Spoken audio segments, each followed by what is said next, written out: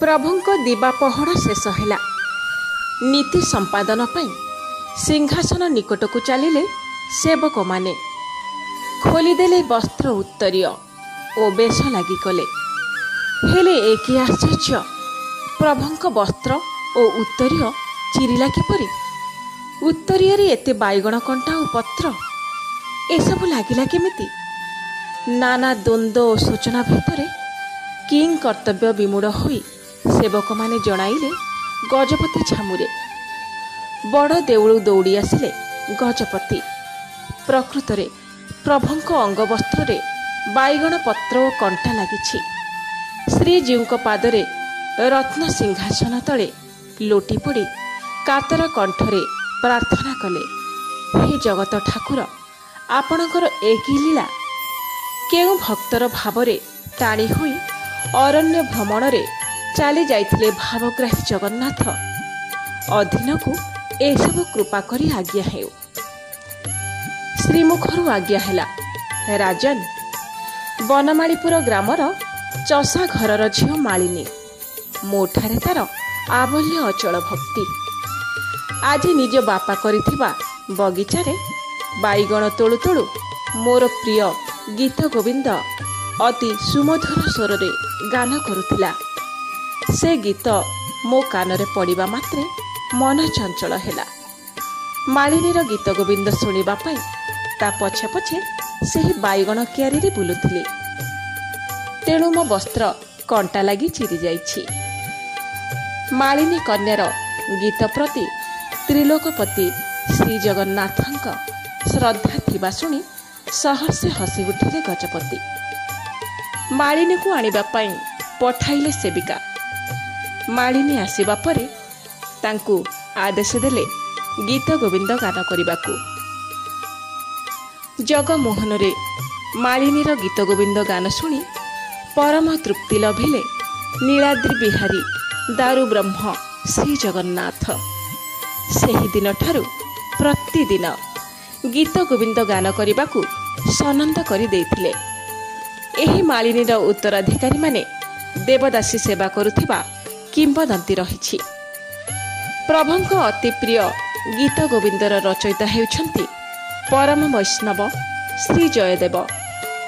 ओडिशा राज्यर पिपिली निकटस्थ केन्दु बिल्लुओ बा आधुनिक केन्दुली ग्राम रे कवि जयदेवଙ୍କ जन्म। तांको पिताଙ୍କ नाम थिला भोजदेव एवं माताଙ୍କ नाम राधा देवी। से पिलादिनरू कृष्ण भक्त थिबा बेले राधा कृष्ण थिले तांकर उपास्य। सरस्वतीଙ୍କ कृपारू संस्कृत भाषा रे तांकर अगाध पांडित्य और कवित्व स्फुरित होइथिला। से थिले ब्राह्मण। तांकर पत्नीଙ୍କ नाम पद्मावती। एकदा दक्षिण देश रे जड़े अपत्यहीन ब्राह्मण वास करुथिले। भक्त ब्राह्मण श्रीक्षेत्र रे श्री जगन्नाथଙ୍କ दर्शन करी संतानटीए कामना करिबा सह पुत्र बा कन्या जहा जन्म नेउ श्रीजीउଙ୍କ चरण रे समर्पण करबाकू शपथ करिथिले। किछि दिन परे तांकर कन्या संतानटीए जन्म नेला। यौवन प्राप्त हेबा परे सेही कन्या पद्मावती को धरी बड़ देउल को आसी महाप्रभु को अर्पण कले। स्वप्न रे महाप्रभु जगन्नाथ आदेश देले जे आम्भे तो कन्या को ग्रहण कलु, किंतु मोर जने प्रिय भक्त जयदेव केन्दुली ग्राम रे अवस्थान करुछंती। तांकु एही कन्या रत्न विवाह दियो। महाप्रभुଙ୍କ आदेश पाई ब्राह्मण जयदेवଙ୍କ निकटकू जाई कन्यादान पाई प्रभुଙ୍କ आदेश थिबा जणाइले। एहा परे पद्मावतीଙ୍କ सह जयदेवଙ୍କର विवाह होइतिला। दिने कपटरे स्वयं माधव जयदेव रूपे आसी गीत गोविंदर अर्धलिखित पंक्तिटिकू पूरण करथिले बोली कहा जाए। एही पंक्तिटी हेउछि देहि पद पल्लव मुदारं। एथिरे स्मर गरल खंडनम मम शिरसी मंडनं बोली लेखि जयदेव स्नान पाई जाइथिबा बेले श्रीहरि निजे आसी देहि पद पल्लव मुदारं पदटी ପୂରଣ କରିଥିଲେ। ବାସ୍ତବରେ ଗୀତ ଗୋବିନ୍ଦର ପଙ୍କ୍ତିଗୁଡ଼ିକ ଅତ୍ୟନ୍ତ ସୁଲଳିତ।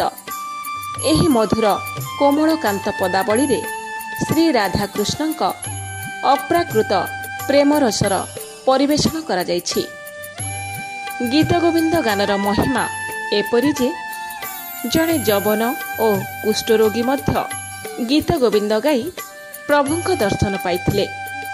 ଏହି ଗୀତ ଗୋବିନ୍ଦ ମହାପ୍ରଭୁ ଶ୍ରୀ ଜଗନ୍ନାଥଙ୍କ ଏତେ ପ୍ରିୟ ଯେ ମହାପ୍ରଭୁ ପ୍ରତିଦିନ ଶୋଇବା ପୂର୍ବରୁ ଗୀତ ଗୋବିନ୍ଦ ଶୁଣିବା ସହ ଗୀତ ଗୋବିନ୍ଦ ଲେଖାଥିବା ଖଣ୍ଡୁଆ ବସ୍ତ୍ର ଧାରଣ କରନ୍ତି।